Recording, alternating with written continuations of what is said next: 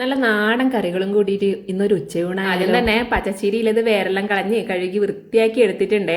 രണ്ടാമത്തെ നാടൻ സ്പെഷ്യൽ പറയുന്നത് കപ്പക്കയും താളുമ്പോളയും പുളിശ്ശേരിയാണ് കേട്ടോ.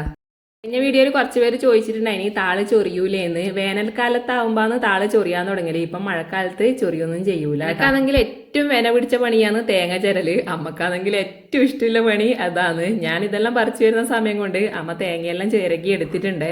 പച്ചമുളക്, ജീരകം, വെളുത്തുള്ളി, കറിവേപ്പില, മഞ്ഞൾപ്പൊടി, തേങ്ങ, മോര് ഇത്രയും ചേർത്തിട്ട് പുളിശ്ശേരിക്കുള്ള അരപ്പ് അരച്ചെടുക്കുന്നുണ്ട്. ഇന്ന് മോരൊഴിച്ച പുളിശ്ശേരിയാണ് കേട്ടാ ഉണ്ടാക്കാൻ പോകുന്നത്. മഞ്ഞൾപ്പൊടി ഉപ്പ് ഇട്ടിട്ട് കപ്പക്ക ഒറ്റ വിസിലടിച്ചതിന് ശേഷം അതിലേക്കാണ് താളമ്പോളയും കൂടി ചേർത്തിട്ട് ഒരു വിസിലും കൂടി അടിച്ചെടുക്കാന്നാ വിചാരിച്ചത്. വേവുന്ന കപ്പക്കയാന്ന് തോന്നും. ഒറ്റ വിസിൽ തന്നെ വെന്ത് കിട്ടിയിട്ടുണ്ട്. പിന്നെ കപ്പക്ക വേവിച്ച വെള്ളത്തിൽ തന്നെ താളും കൂടി വേവിച്ചെടുത്തു. ചോറിന്ന് വിറകടുപ്പ് തന്നെ വെച്ചു. പിന്നെ ഞാൻ വറവിനിലെ ചീര മുറിക്കുന്ന സമയം കൊണ്ട് അമ്മ പുളിശ്ശേരിയിൽ അരപ്പെല്ലാം കൂട്ടി പുളിശ്ശേരി റെഡിയാക്കി എടുത്തു കേട്ടാ. പുളിശ്ശേരിയും ചീര വറവും പിന്നെ ഒരു മീൻ പൊരിച്ചതും കൂടി ആക്കുന്നുണ്ട്. ഏത് കറിക്ക് വറുത്തിട്ടില്ലെങ്കിലും പുളിശ്ശേരിക്ക് വറുത്തിടണം. അതാണ് അതിന്റെ ഒരു ടേസ്റ്റ്. കടുക് പൊട്ടുമ്പം ദാ ഉലുവ ഇട്ട് കൊടുക്കുന്നുണ്ട്. 2-3 വറ്റൽമുളകും കൂടി ഇട്ട് കൊടുക്കുന്നുണ്ട്. 2 തണ്ട് കറിവേപ്പിലയും കൂടി ഇട്ട് കൊടുക്കുന്നുണ്ട്.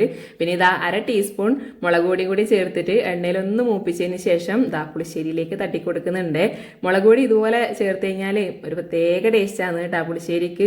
ഇതുവരെ ചേർത്തിട്ടില്ലാത്തവർ തീർച്ചയായിട്ടും ഒന്ന് ഇതുപോലെ ഉണ്ടാക്കി നോക്കണേ. പിന്നെ ഞാൻ വേഗം ദാ ചീരുപ്പേരി അടുപ്പത്താക്കാനുള്ള പരിപാടിയിലാണ്. ഉപ്പിട്ടൊന്ന് വേവിച്ചിട്ട് തേങ്ങ ചിരകിയതും വെളുത്തുള്ളിയും കാന്താരി ചതച്ചതും കൂടി ചേർത്തിട്ട് നന്നായിട്ട് ഒന്ന് ഇളക്കി കൊടുക്കണം.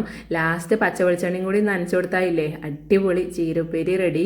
പിന്നെ ഇതാ ഇന്നലെ അനിയേട്ടൻ കൊണ്ടുവന്ന നങ്ക് മീൻ അതിൽ 2-3 ബാക്കി ഉണ്ടായിനി. അത് പൊരിക്കും കൂടി ചെയ്തു. അപ്പൊ ഇന്നത്തെ നാടൻ ലഞ്ച് ഇതാ ഇവിടെ റെഡി ആയിട്ടുണ്ട്.